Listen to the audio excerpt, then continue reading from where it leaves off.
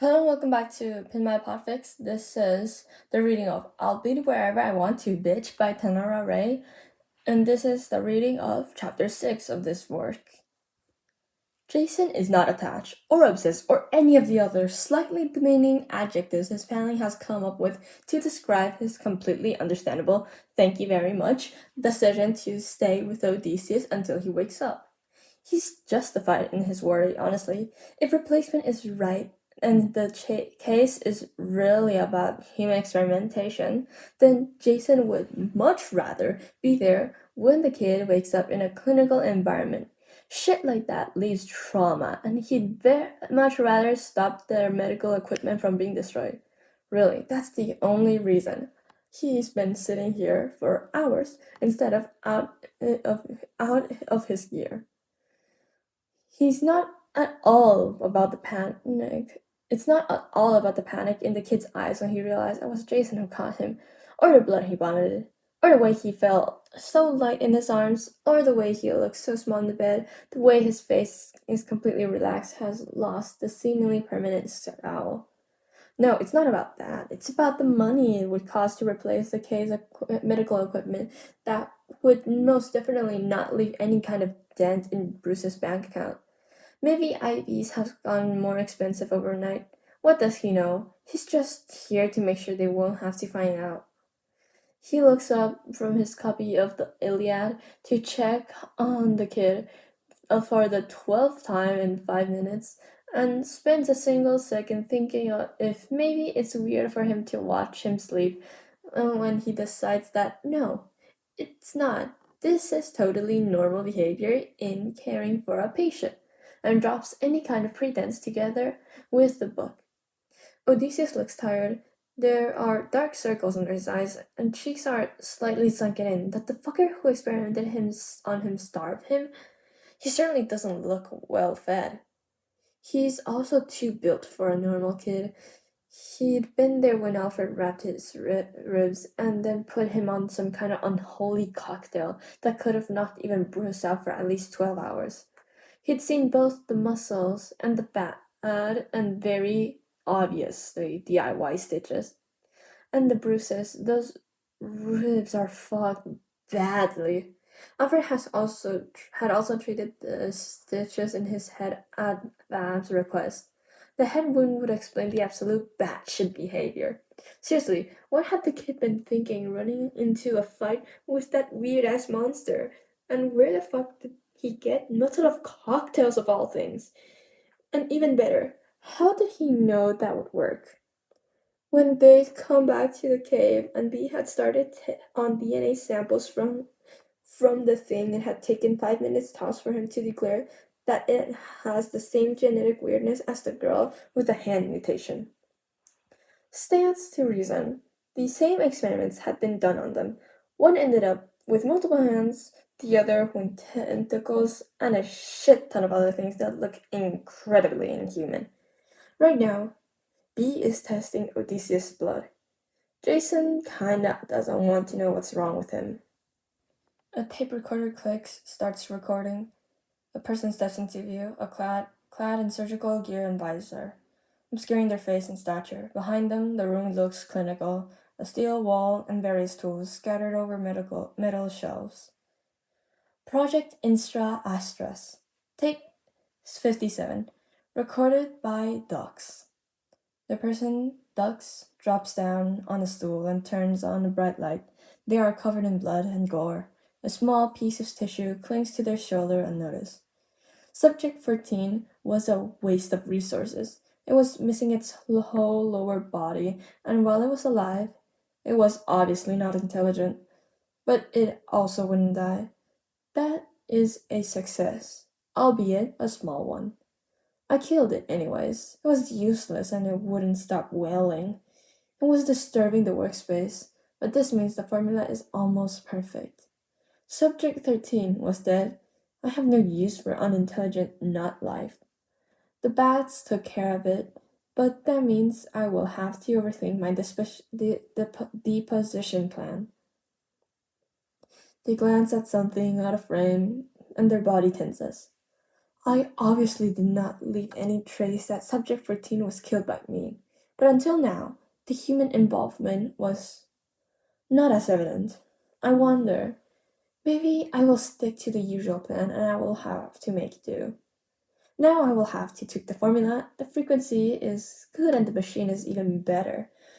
But something about the formula still only produces dysfunctional subjects. Subject 11 would have been perfect if it hadn't been dead. I'll see whether I can combine the formula for 11 and 14 to get something more satisfactory. Their stare wanders out of frame again as they rise. Conclusion. Combine Formula 11 and 14 for better results. Work on deposition plan and start on surveillance subs project. Develop more efficient way of elimination of subject. They flick the piece of tissue off the shoulder and advance on the recorder. In tape 57, recorded by ducks. A click, the recording ends. There's someone in the room. They know Katsuki knows. The heart monitor, doing its best to imitate a tinnitus, would do that. Their presence is heavy. They are either large as fuck or are really fucking intense. This does not help Katsuki's heartbeat. This has to be a hospital. Katsuki hopes it's a hospital. He's also tired, so tired. Maybe he should be worried about how tired. It feels unnatural, like it did with the granny sometimes when he overdid it with the training. But he's too tired for thinking. He'll just sleep. When his heartbeat's done with going crazy.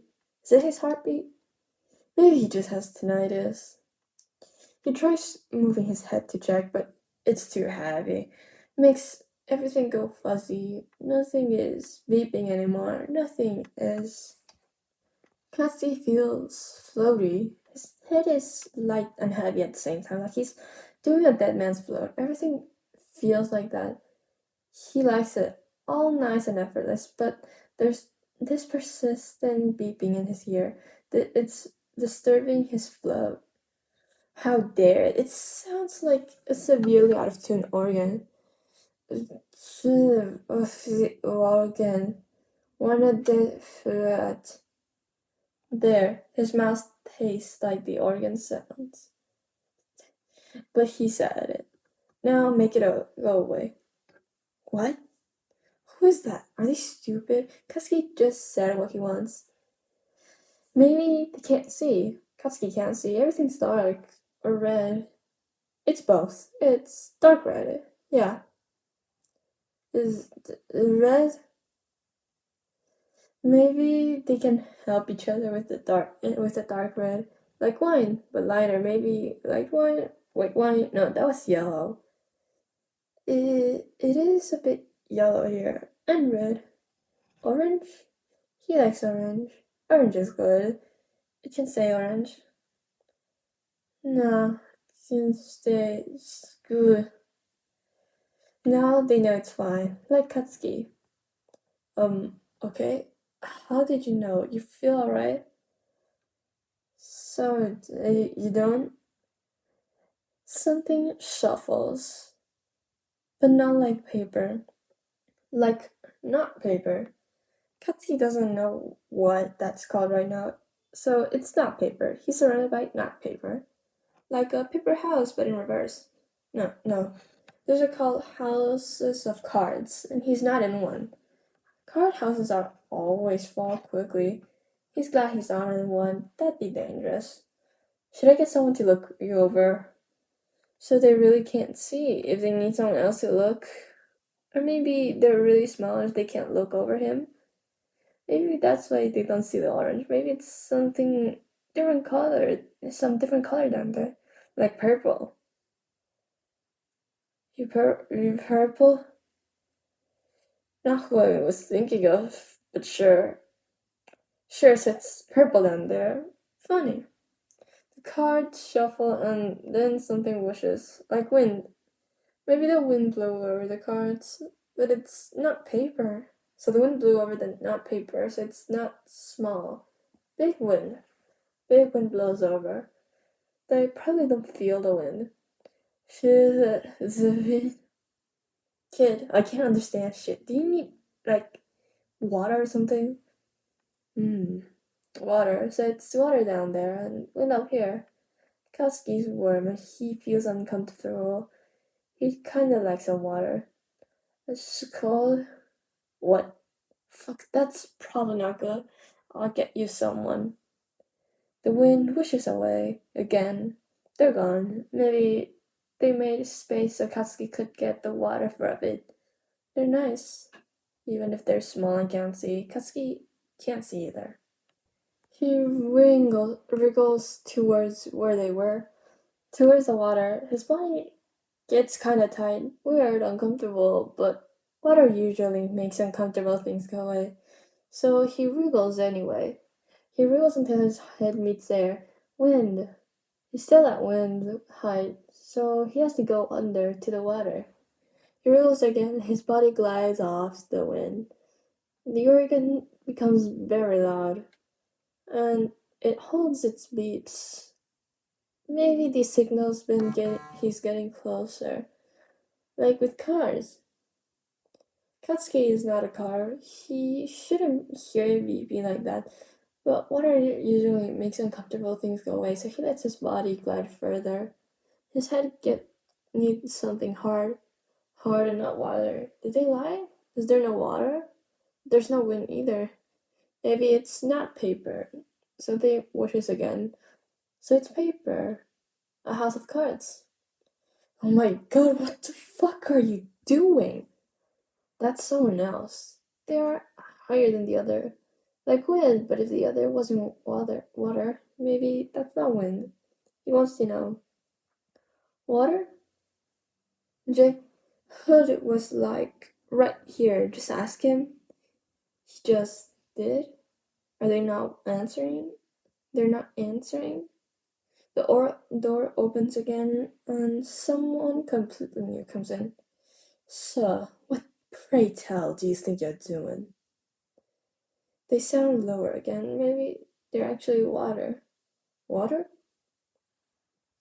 That does not warrant disturbing your madness. Please sit up again. Another not water. Katsuki doesn't like these people. They're all useless. No one can tell him anything. And he feels something on his arm, and abruptly the world has colors again. Not only orange and dark red and yellow, but white and purple and brown and black too. The colors are moving. Katsuki wants to move too. He has to. He has to move and get away from those hands. Maybe it's because if they touch him, bad things will happen. He'll lose control again, one way or another, and that can't happen. Everything's still fuzzy and he can't actually see, and he misjudges some shit, and suddenly he's fully on the floor, haphazardly curled up and weakly batting at the hands still reaching for him. Sir, I won't harm you. I merely want to help you get back to bed. That is a man, an old man, like those old American movies. Movie man. The purple person cackles. They seem vaguely familiar. Maybe many things here seem familiar. But there's a weird layer of nothing between him and everything. Everything comes towards him but falls into nothing on the way. Then there's definitely nothing in his head right now, and nothing that could go to the everything.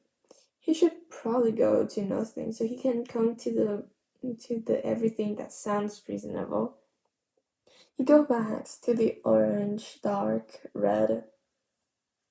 The kid is like high as a fucking kite right now. Jason doesn't know what the hell Alfred was thinking, giving him the same dose as Bruce. But the effect is pretty obvious. In the pile of human and machine blankets, half under the bed. Master Jason, would you please help me get him back in the bed, hooked up to the monitor again? Sure, Alfred. He said nothing about being cold. What's with that? Something about being cold. What's with that? He picks the kid up together and with the blankets and deposits him back on the pillows. All the while, daring Steph to say anything about the care with which he does not do it. Thank you very much. He shouldn't be called, but he is inebriated, so I'd rather we just wait until he's more coherent before giving him something else. Inebriated is good. The kid was on a whole other material plane. He was that high. Stupid B with his paranoia. Hood, B wants us all for the meeting. He analyzes the DNA. Fucking finally!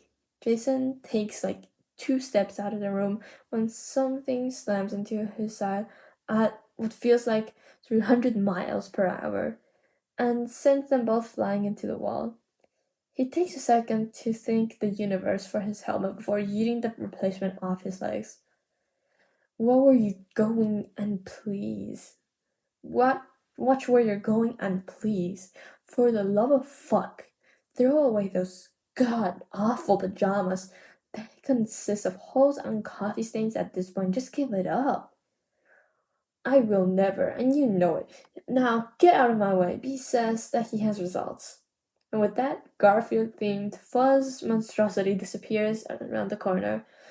Jay, he's a lost cause. You have to do it yourself, or you have to give up. Do it yourself it is. He'll probably need like a hazmat suit and a rebreather. But he will see that disgusting thing in the trash. Let's go. I want to know how fucked your kid is. He's not my kid. I'm not Bruce. Yeah, sure. They have Babs in a video call, and most of the others are already in the cave when Jason and Steph join them. Only the demon brat is missing. Where's Damien? He has algebra homework to do. He'll get the debrief later. Huh, loser. Odysseus has the same DNA mutations as the meta and the woman. They are small things that vary to the other bodies, which I have managed to part into 4 categories. So 4 different kinds of mutated genetic markers. I'm telling you, it's human experimentation. No, Tim. No jumping to conclusions. No, I've jumped, I've landed. This is the hill I'll die on. It's human experimentation. B does the ominous chair swivel TM that tells you fucked up tremendously. When Tim is saved by the bell being Demon Brat entering the room in a similar fashion to replacement earlier, at high speeds and ending in Jason's rib area. I am done with those pathetic formulas. Please, Father, what did you conclude? Oh my god, I'm not a fucking air cushion. Stop fucking brutalizing my ribs. The brat doesn't even acknowledge him. He'll regret that so hard. Stop it, everyone. This is important. Now listen. And then he doesn't talk. Jason's about to politely mention this when he gets the Eyes of Death trademark TM treatment, and wisely as he is, decides against it. There are 4 categories of mutated genetics that should not work among our victims. The meta and the last body both share those markers with Odysseus. The woman and him additionally share another genetic marker that varies only slightly, while the metas look sick. We can assume that they all underwent the same process with different results. That process being experiments. Duke elbows him. The idiot does not shut up. He's about to start ranting again when Babs speaks up. Hey, how come Odysseus is fine then? What's different between him and the woman? That's where I am confused. There's not much of a difference apart from the obvious. Their genetics are weird in some parts too. For example, regarding visuals, I have never seen DNA like the woman's before. Let me do it, B. I'll prove you that. No, you're biased. But, no, Hood, how is Odysseus doing on the dose? Steph snorts next to him. He's as high as a kite. That dose was so unnecessary. I couldn't understand shit, but I'm pretty sure he recognized me and wanted me there. You sure that's... No, Duke is smirking. You sure that's not wishful thinking? Have you even showered since? Jason has not. Jason will not mention this detail, and also hopes to God that Duke's nose is still congested with the flu.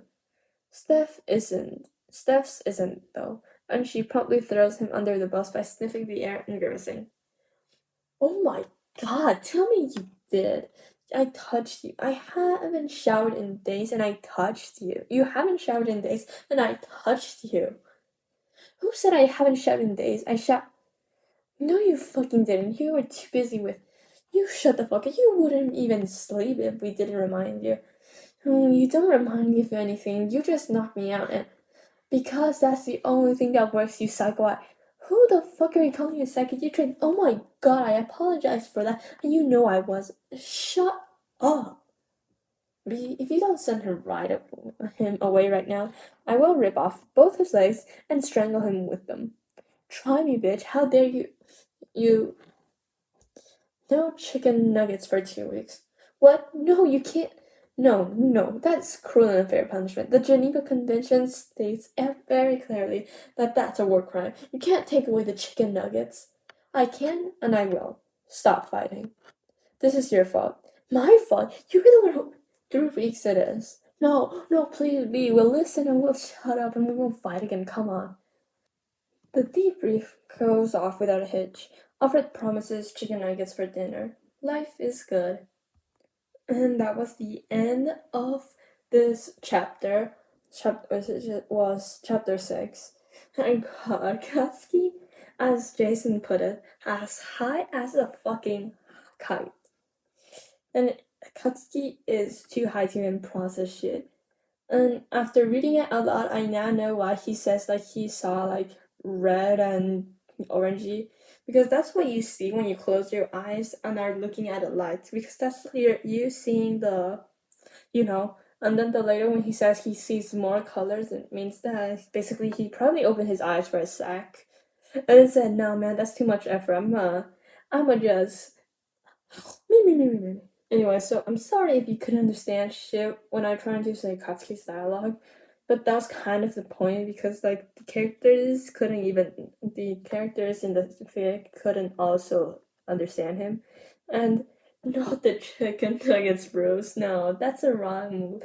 Technically, it is against the Geneva Convention if the other bad kids also get punished, because that's collective punishment, and it is said in the Geneva Convention that punishing others who have not committed the same crime is against the Geneva Convention.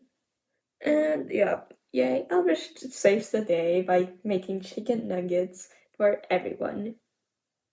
And Tim is too. It's honestly, I think Tim is high on not medical drugs, but he's high on coffee. Too much coffee. Just knock him out already. He needs his sleep.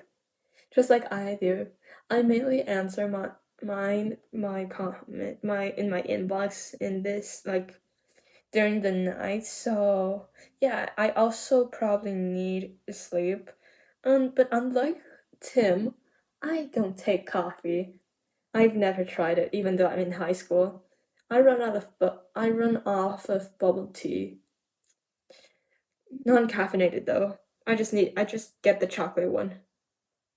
Anyways, so yeah, this was chapter 6 of I'll Bleed Wherever I Want to Bitch by TanaraRay. Check them out.